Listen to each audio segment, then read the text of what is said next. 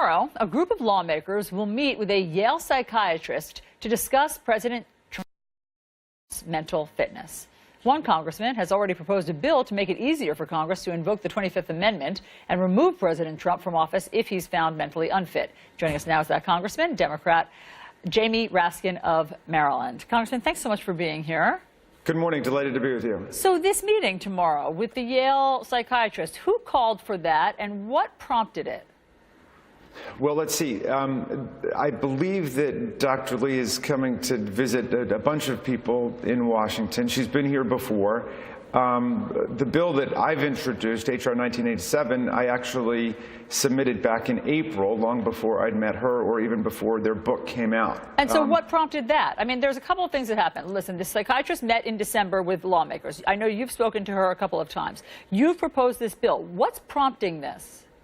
Well, the 25th Amendment in Section 4 says that the Vice President in the Cabinet or the Vice President in a body set up by Congress can determine that there's presidential incapacity for reasons physical or mental. And I think that concerns have been raised from the very beginning of the presidency about the cognitive state of the president, the emotional state of the president, and his ability to take care that the laws are faithfully executed, which is the principal job of the president of the United States. And so I don't take a position on whether or not the president currently has capacity or incapacity, but I'm taking the position that we've got a constitutional responsibility to act under the 25th Amendment to set up the body that's been called for. I see. And so yours is more focused. What you're calling for with the 25th Amendment is more focused on procedure than actual diagnosis of the president's mental fitness. And I do want to get, I want to get to that in a second. But first, I just want to get to some of the things that Dr. Lee has said, okay? She has said, she's described the president as dangerous. She has said he is becoming very unstable very quickly. Mr. Trump is showing signs of impairment. She hasn't evaluated him. How can she say those things?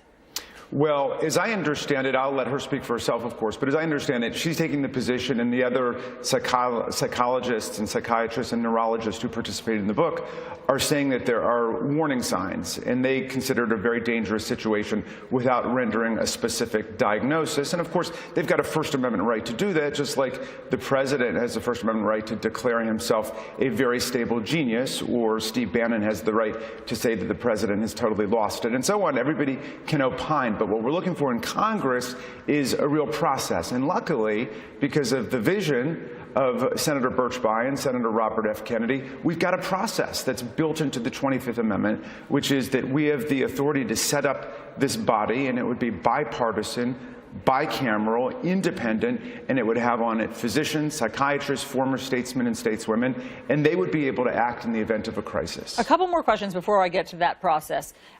You're right. She has a First Amendment right to say these things. However, the American Psychiatric Association really frowns on this. In fact, they have a protocol for not diagnosing somebody without evaluating them. And I know that maybe she hasn't given an exact, like, DSM diagnosis. However, when she says that Mr. Trump is showing signs of impairment and that the president is very dangerous, I mean, isn't that hyperbole?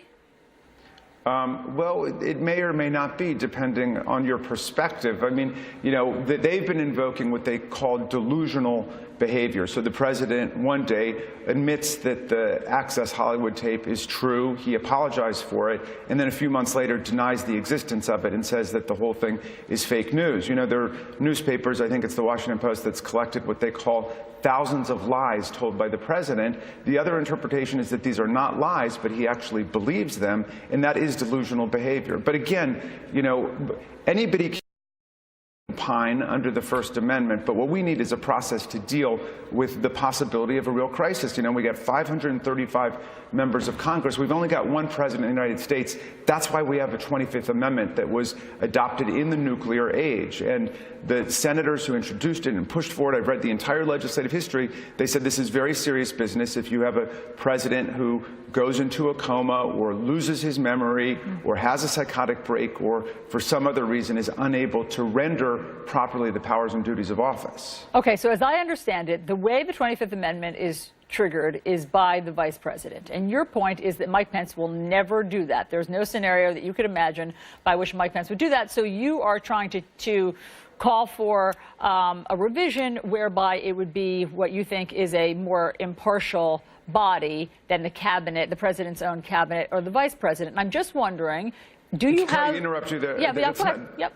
Yeah, that's not exactly right. It's not triggered by the vice president. If you read the 25th Amendment in Section 4, it says the vice president and the cabinet can act, or the vice president in a body set up by Congress. So the body could initiate it, the cabinet could initiate it, or the vice president could initiate it. Okay, so you're sort of planning for a rainy day of some kind, and I'm just wondering, are other lawmakers going along with you and signing on, and do you have any Republican support?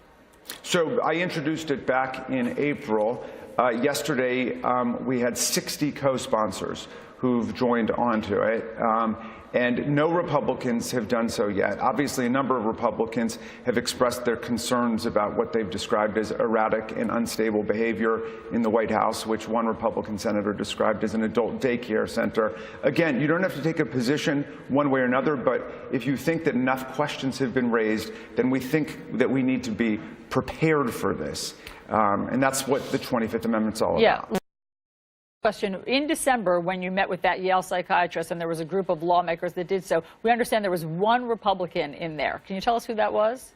I was not part of any group meeting with Dr. Lee. She came to my office to visit me for a moment, and I had to go vote. So right, but you know about it. And so can you tell us who that Republican was? But I actually don't know. I'd be interested to know who it is, too. But look, I mean, Senator Corker has raised very specific questions. Senator Flake has raised very specific questions. So, you know, I don't think we need to get to the level of investigative journalism to see who said what to whom. We've got a whole book written by these psychologists and neurologists and psychiatrists, and we've got a number of members of Congress who have raised very legitimate and valid questions. So if we can get, you know, one or two levels above just the name calling that's been taking place the last few days, we can develop the process that the Constitution calls for. Congressman Jamie Raskin, thank you very much for explaining it to us today. Great to have you on your day. Chris. There's another component that's every bit as important. So whether Congress puts together the panel, or it's the cabinet and the VP or whomever, it then goes to Congress, and you need a 2/3 vote on it. I just don't see where the numbers are. Not now. Yes, listen, his point is that he wants the process in place. Maybe it will never be triggered, but he wants the right process in place. They have the process.